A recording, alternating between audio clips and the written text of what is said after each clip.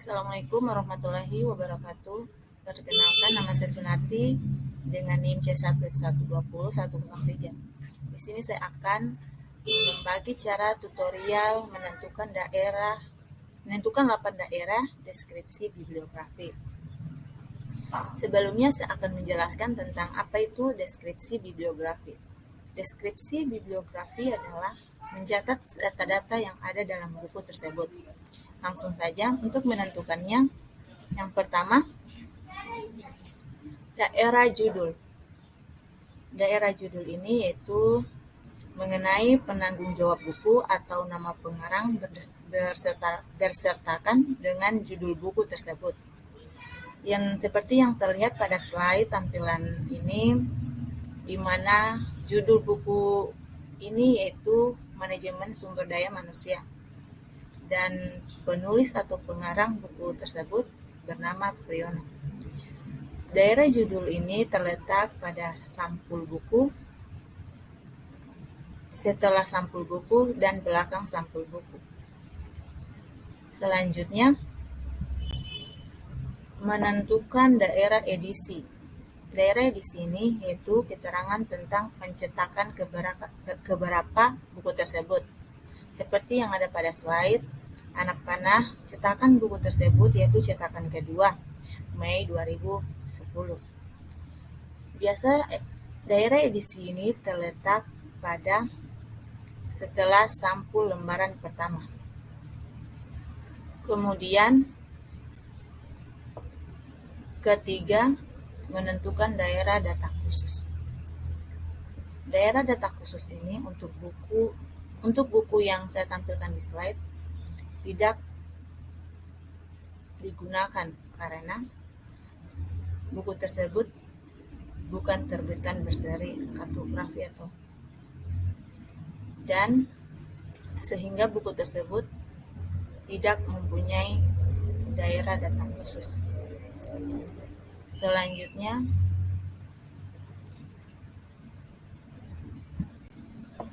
menentukan daerah impresium.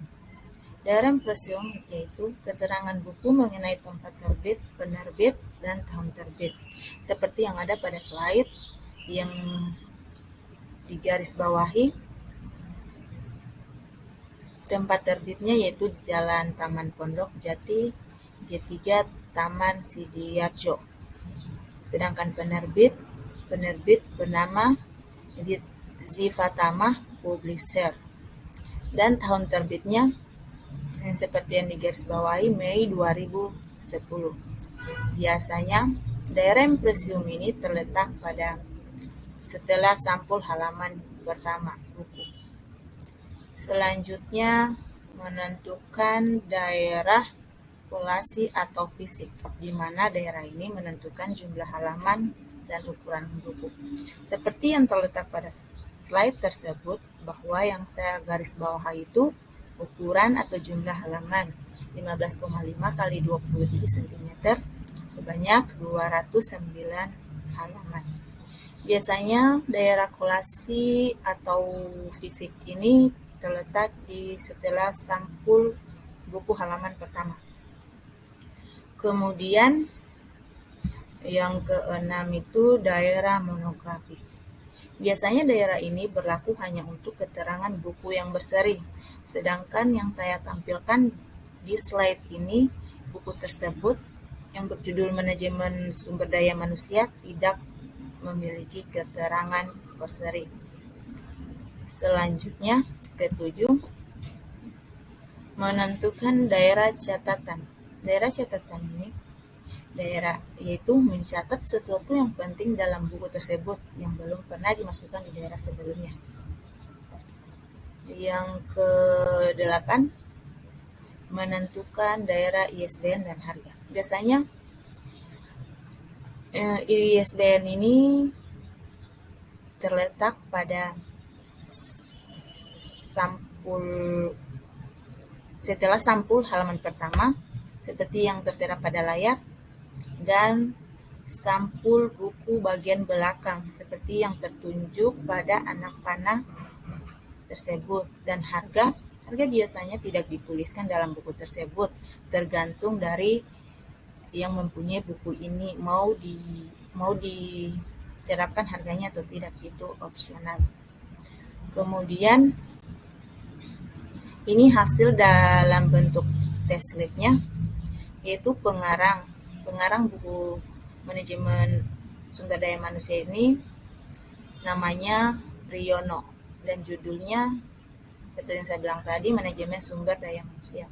Edisinya edisi cetakan kedua, kota terbitnya di Taman Sidiarjo, penerbitnya bernama Zifatamah Publisher, tahun terbitnya 2010. Fisik ini yang dimaksud yaitu halaman atau ukuran buku tersebut, yaitu 15,5 kali 23 sebanyak 209 halaman. Buku atau kolasi. Buku atau kolasi yang dimaksud buku atau kolasi ini yaitu isi dalam buku tersebut terdapat bibliografi dan indeks. Judul seri saya garis mendatar, itu artinya tidak ada karena buku yang saya masukkan ini bukan buku yang berseri. ISBN-nya 9786026930163.